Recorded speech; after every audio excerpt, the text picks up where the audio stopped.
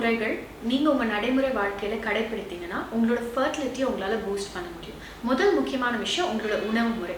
உங்க உணவு முறைகள்ல அதிகமான நார்ச்சத்து மற்றும் புரதச்சத்து இருக்க பொருட்களை நீங்க எடுத்துக்கணும். So high protein diet, high fibre diet and நீர்ச்சத்தும் அதிகமாக எடுத்துக்கணும். அதுக்கு அடுத்து எக்ஸசைஸ் அல்லது உடற்பயிற்சி. ஒரு நாளைக்கு 1 மணி நேரமாவது உடற்பயிற்சி செய்யணும்.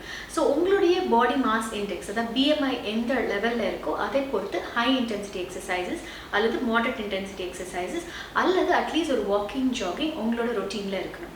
மூன்றாவது நல்ல தூக்கம். அட்லீஸ்ட் 7 to 8 மணி நேரம் நைட்டில் ஒரு நல்ல தூக்கம் தொடர்ச்சியாக இருக்க வேண்டியது ரொம்ப ரொம்ப அவசியம்.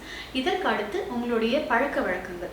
ஸோ ஸ்மோக்கிங், ட்ரிங்கிங், வேப்பிங் அதாவது சிகரெட் உபயோகப்படுத்துறது அல்லது மது அருந்துதல் அல்லது இப்போ வேப்பிங் போன்ற விஷயங்களை நீங்கள் கண்டிப்பாக தவிர்க்க வேண்டியது ரொம்ப ரொம்ப அவசியம். ஐந்தாவது ஸ்ட்ரெஸ்.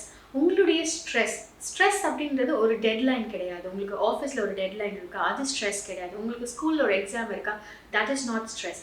ஆனால் உங்களுடைய பர்சனல் லைஃப்பில் ஒரு மன அழுத்தம் உங்களுக்கு ஏற்படுது அல்லது சொசைட்டியில் இருக்க பல விஷயங்கள்னால ஒரு மன அழுத்தம் ஏற்படுது, உங்களுக்கு ஒரு மன சோர்வு ஏற்படுது அப்படின்னா அதற்கான வழிமுறைகள், அதை கரெக்டாக ரெகுலேட் பண்ணுற மாதிரியான யோகா, மெடிடேஷன் போன்ற முறைகள் செய்து உங்களுடைய ஸ்ட்ரெஸ் லெவலை நீங்கள் கண்ட்ரோல் பண்ணிக்கொள்ள வேண்டியது அல்லது ரெகுலேட் பண்ணிக்கொள்ள வேண்டியது ரொம்ப ரொம்ப அவசியம். இந்த 5 முறைகளை கடைபிடிக்கும் பொழுது கண்டிப்பாக உங்கள் ஃபர்டிலிட்டி உங்களால் பூஸ்ட் பண்ண முடியும்.